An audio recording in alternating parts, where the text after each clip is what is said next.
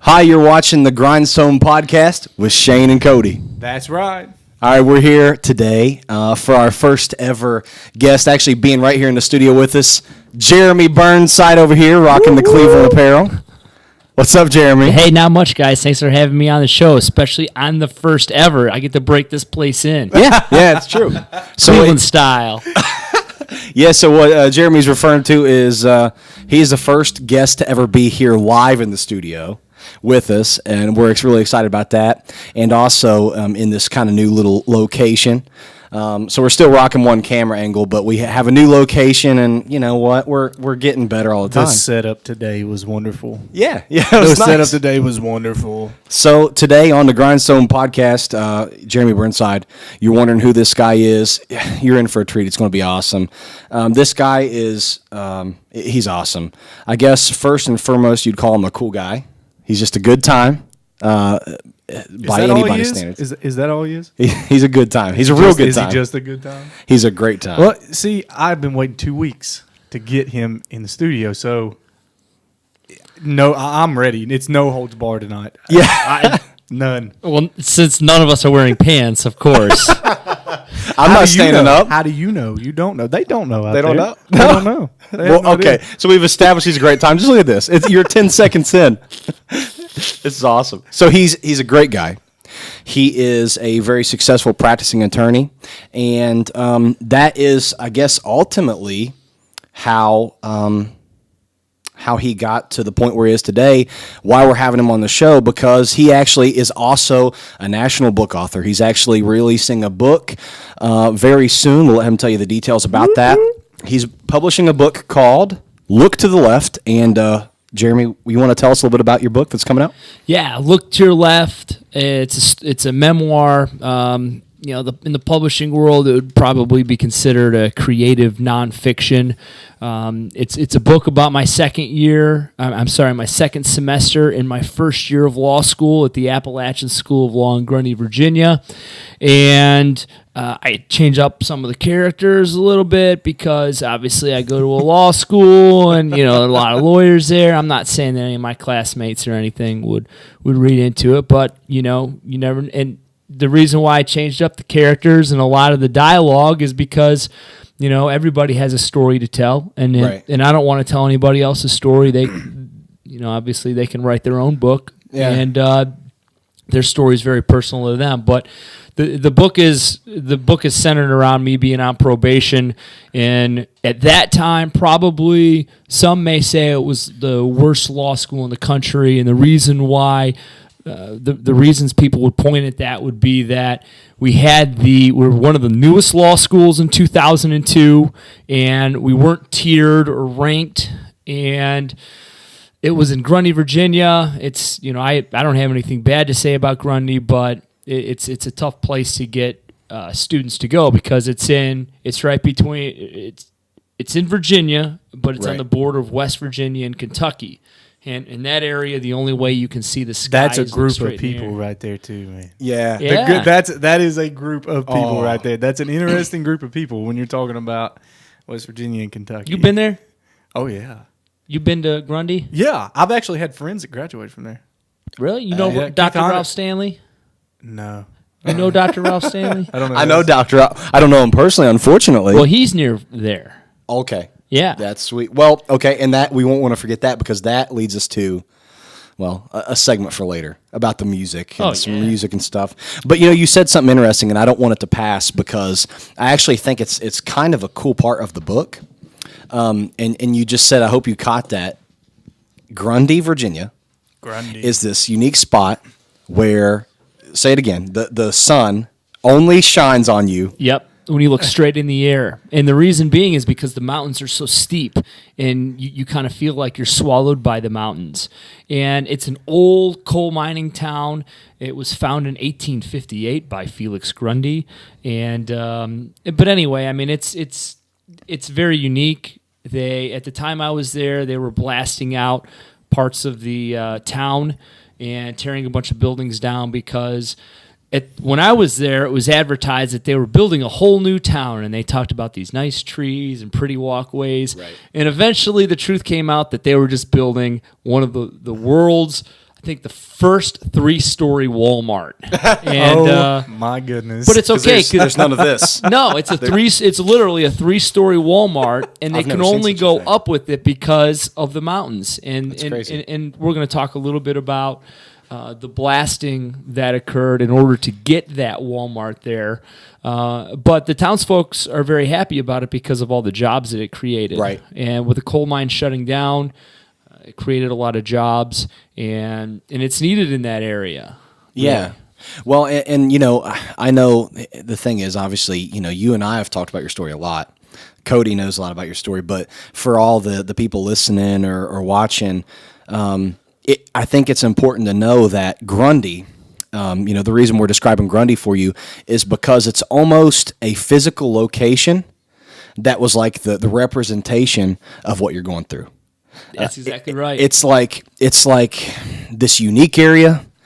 It can either be, I mean, me being a West Virginia native, and I'm very proud of that, man. I was just traveling through the mountains this past weekend and just thinking, my God, this is beautiful. But, okay, so that's my point. It can either be one of the most beautiful places you've ever seen in your life, or it can be one of the most miserable places, depending on the context. So you're in Grundy, and it you know, at times it was miserable for you. You know, it had all kinds of challenges. It put you through a gauntlet of trials.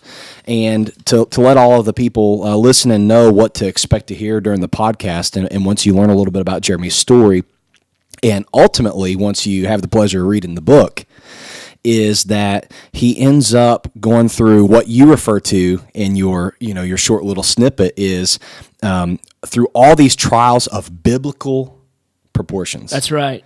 And so, I mean, everything, and I won't spoil all the fun, but let me just go ahead and say something that you can go right now.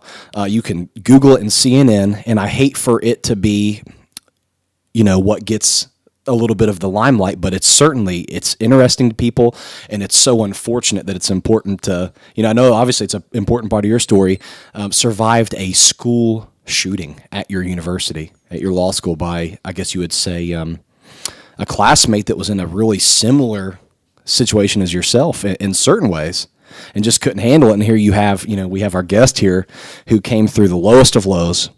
And in my opinion, and in a lot of people's opinion that know you, have achieved the highest of highs. So that, you know, it's just such a cool story. Well, I mean, we're talking about the grindstone. We're talking about keeping your nose to the grindstone and overcoming things. And, you know, I'm not saying that my story is the best story in the whole planet of somebody who's overcome tribulation. There's a lot of people out there who, you know, people overcoming divorce, people overcoming death of a loved one. You know, everybody has those trials and everybody has those tribulations. And the point of my story is my trials and tribulations at that point in my life I guess they formed who I was. It was my coming of age story. And, you know, I started writing it. There's this book called 1L. It's by this author by the name of Scott Turow. He went to Harvard Law School in the 1970s. This guy, you know, he had the best grades. He was married. He had a career before he went to law school. I mean, this guy he was going to Harvard. I mean, come on, man. This guy was a real deal. He had it going for him. Yeah. If he graduates Harvard with a law degree and he passes the bar exam, this guy is set. You know what I mean?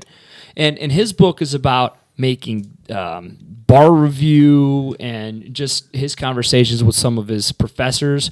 So here I am, you know, I'm sitting in my bathtub after so many things have happened that we'll talk about, and I'm thinking to myself, are you kidding me? This guy's writing about his professors and things that happened in class, and oh no, I hope that I make bar review. And here I am in what many consider to be the lowest law school on the totem pole, and I was on. Were you in Virginia at the time? Oh, so yeah. you were in Virginia on campus.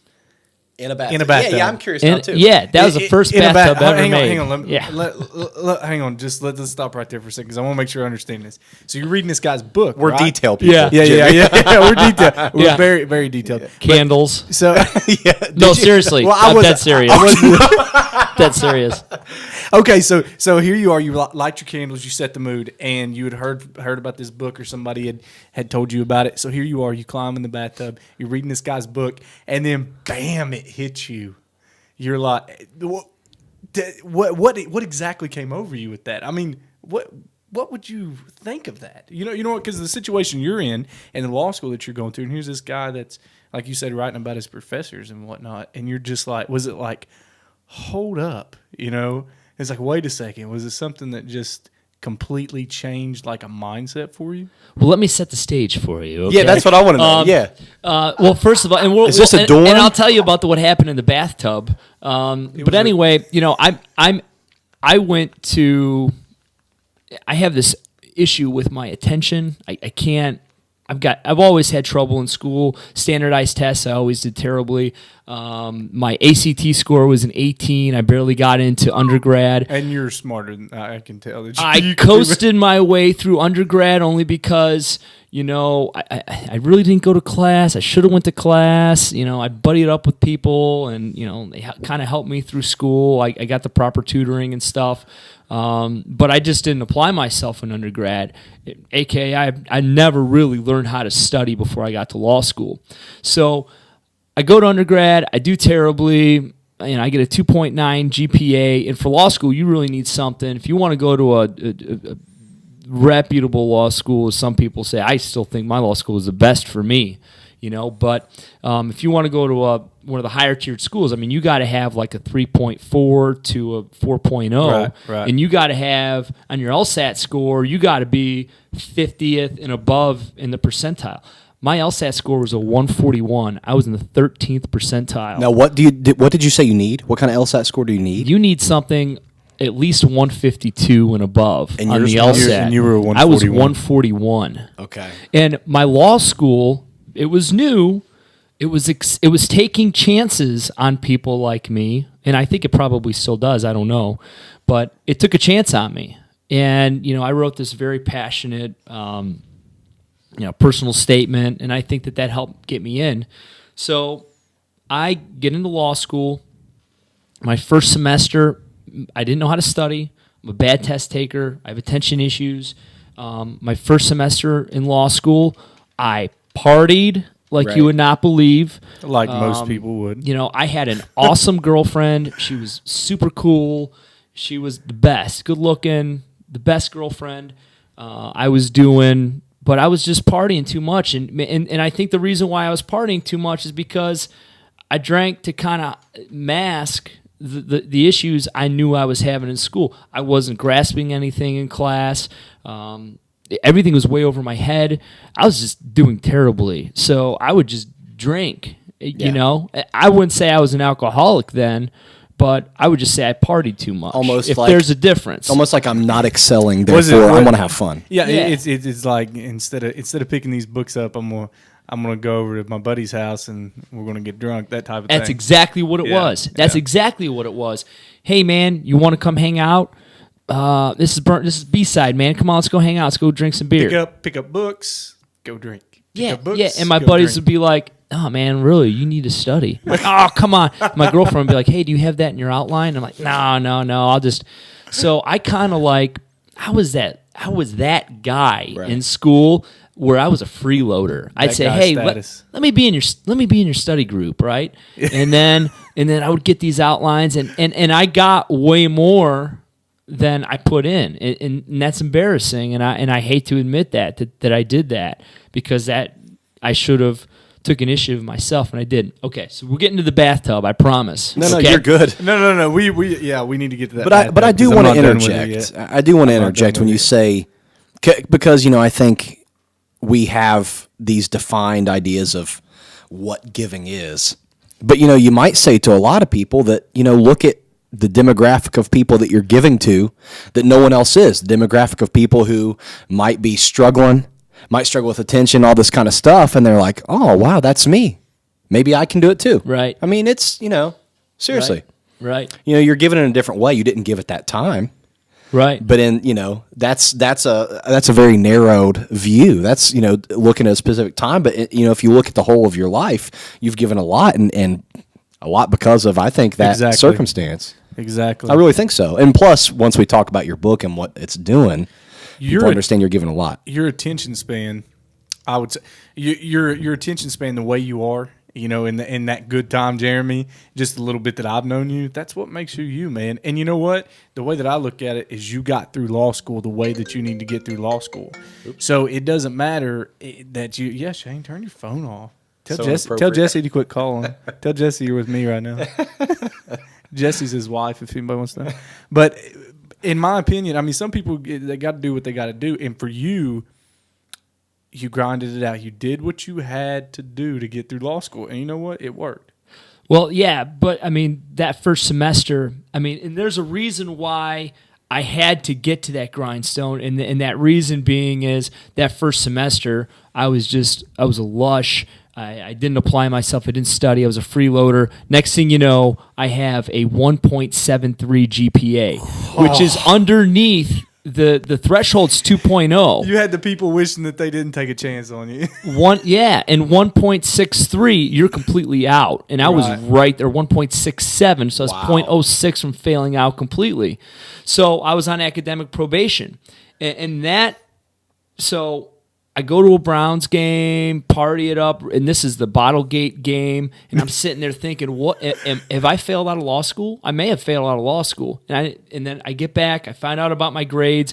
I'm 0.6 away from failing away, and the question becomes, do I even stay in law school? The Appalachian School of Law had a very, very tough grading curve, and the reason why I think, and I'm not saying this is fact, the reason why I think they had such a tough grading curve is because they didn't want people to transfer. All right. Right. So they want to weed out as many students as they can. Yeah. And if the grading curve, I think we were on a B curve, and a lot of other schools are on a C curve.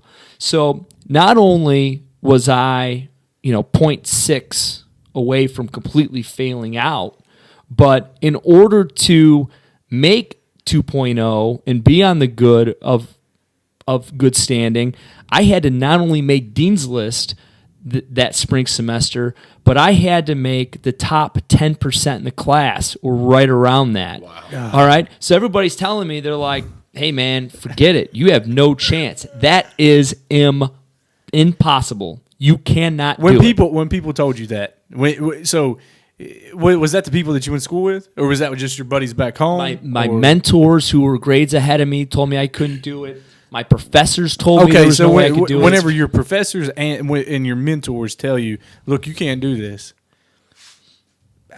what, from that point to you, how did you accept that? Like, what did you do? How did you accept that? Or did you, how'd you get through that? Because that's something that, like, if Shane came to me and was like, hey, man, you can't do this, that would just stop me dead in my tracks. And I'd be like, why? It would just change, an outlook on something completely. My question is, do you take it to heart and do you say, oh, wow? Or do you say, like, no, I'm going to prove you wrong. That. Mm-hmm. How does that make you feel when you hear that? Well, I quit initially. I packed up as much stuff as I could, everything that I had important.